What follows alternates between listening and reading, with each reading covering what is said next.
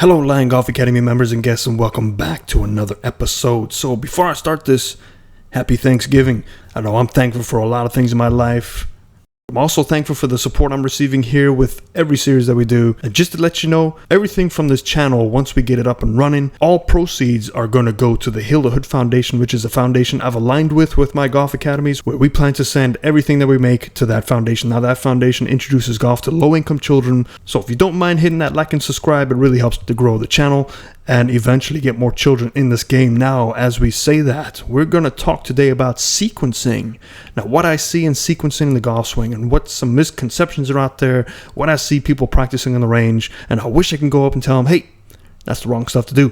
But we're going to try and explain it here so it's a bit simpler for you to understand. So when you go and practice, you can work on your correct sequencing. Now, where does this all stem from? So I want you to think about the old slinky toys that you used to play with. We've all played with them. If you grab that bottom of the slinky toy and you hold it super tight and you go in and grab the top of the slinky toy and you twist it, there's going to be some sort of built up tension. Now I want you to imagine twisting that slinky as much as you can, then just go ahead and pull your hand off that slinky with the hand that you twisted with, which is the top part. It's going to uncoil. It'll typically uncoil from the bottom up. Now, I want you to take both hands and I want you to turn that slinky to the same direction, and I want you to release your hand at the top. You know, there's no torque because both hands have moved at the same time. So this is where we get a little bit confused with the golf swing. Do I need to create torque, or do I need to just turn my body? I want you, the daily golfer, to think about turning your body more, specifically in the backswing. Now, I'm going to show you something here. I have two clubs laid down on my body, one for my shoulders, one for my chest. The more turn you can establish together, you'll have less separation between your hips and your shoulders. Now, obviously, there is going to be some separation, but you want to feel like it's less than you're used to. You want to feel like the whole body's turning, because what that's doing is your whole body's getting a nice wide turn. Your hands and arms don't have to go as far back in this area over here. They can be more in front of your chest. At most, they want to get to your right shoulder. That's okay, but they're going to be always in front of your chest. Now, the good thing about that is the whole body is starting to build up power. So from here, we're just going to rock back and go into the target. Now this, you might say, well, this might create an outside in motion. Well, that is correct. So we're going to talk about how much shoulder turn you should have to separate your hips from the shoulders just a bit. Okay, so here's the separation. We're going to do that same turn.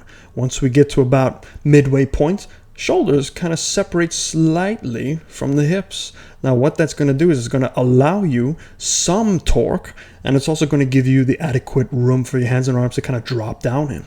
It will try to avoid the outside in motion, assuming that you still rotate everything together. So I have now separated myself probably 20 degrees, which is fine. And from here, we're just going to basically turn into the target. Now you see my shoulders are still closed while my hips are square to the target. As my shoulders get square to the target, what happens to my hips? My hips are starting to open to the target, and that provides adequate room and adequate power. We're not looking to swing as fast as we can. We can do this in a slower motion swing, and you notice my footwork is still planted on the ground. It only clears once you turn through and stood up to face the target. So that is what most of the solid ball strikers do, and it also alleviates down here for the righties, that lower right back, and that is probably the number one injury in golf. Okay, so I'm going to show you what it would look like if you start to spin out. So lower body's getting really engaged, but the problem is the more you spin out, the more your upper body wants to come out and alleviate the pressure for your lower back. So what do you think you have to do? You have to start bending further down to stay in your posture. So there's my hips really firing out, and my lower body has to decide, oh, I got to stay down in order to strike down on the golf ball, because naturally my body wants to stand up. So the more you turn, the more you stand up, so your body fights that to pull down. Guess what's getting really crooked down there?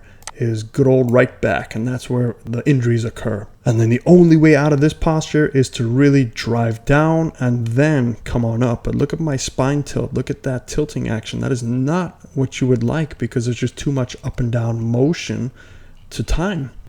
Okay, so hopefully this might explain a little bit easier. I want you to think about this top as your shoulders and the bottom club as your hips. So as we take this club back, the more you take your shoulders and separate them from your hips on the way down, the more those shoulders have to be engaged to catch up right just past impact. and then the shoulders overtake the hips. So if you want to have a lot of separation, guess what you need? You need a lot of golf balls to make that timing work, because not only are your shoulders and hips trying to catch up and realign with each other, but what's connected to your shoulders is your arms, and what's connected to your arms, your hands, and then your club. So think about all the timing, all the variants that are involved to make that thing strike perfectly through and through. So let's look at a motion where your hips start to fire a little bit too soon, and all of a sudden hips are leading way in front of the shoulders. And what do the shoulders and arms have to do? They have to really speed up. Look at that separation. Now they have to start catching up. Now you have a motion that is just very hard to time. I want to challenge you by thinking about moving your whole body together, backswing and downswing. Now we know that it is a 2-to-1 ratio roughly. I want you to think like a circle. So the outside of the circle has to move faster than the inside of the circle to keep up with each other. Even though the outside of the circle is moving at a faster miles per hour, revolutions per minute, they're going the same. And so when we start getting our hands disconnected from our body on the way down, then we have to flick. We have to get our hands to catch up or slow out, turn down an impact to allow our hands to cross. So in this motion, I want you to watch my feet. On the way down, what's starting that swing? The downswing is being started by the shoulders more because they actually have to travel further. Because my separation between the shoulders and my hips are probably 30 degrees, they have about 30 degrees of extra rotation to catch up before everything kind of squares out just past impact. So for me, when I get fast, when I get jumpy, my right foot comes off the ground completely. Then it's just a lottery. Do I hit the golf ball? So if you look at my motion here, watch the footwork. Footwork stays pretty quiet. I'm not firing my hips as much. My shoulders are now catching up. I'm able to strike that golf ball, have a lot of room between my hands and my chest, and I just come on through. My body keeps turning.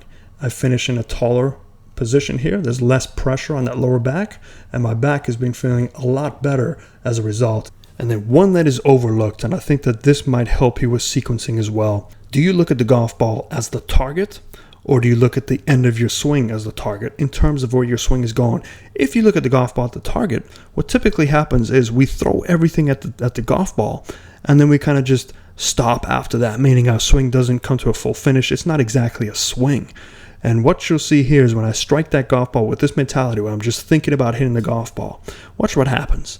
I strike the ball, my swing kind of stops, I stop turning, my hands cross my chest, and I don't really have a complete follow through. And I try to hit that pretty hard. You can see the ball flying up in the air there, so it wasn't like I did this purposely trying to hit it short. That was a full swing, but the target was the ball.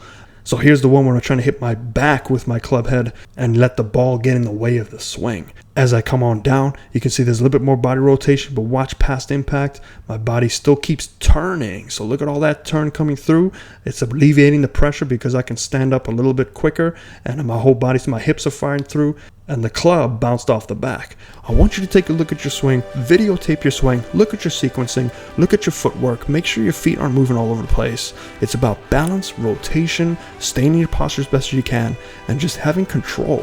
And don't swing fast because it's not about uncoiling. That is the biggest misconception out there because most of us cannot do that. We have desk jobs, we have families, we have lives, and we only get to play golf once a week if we're lucky. Hope that helps you.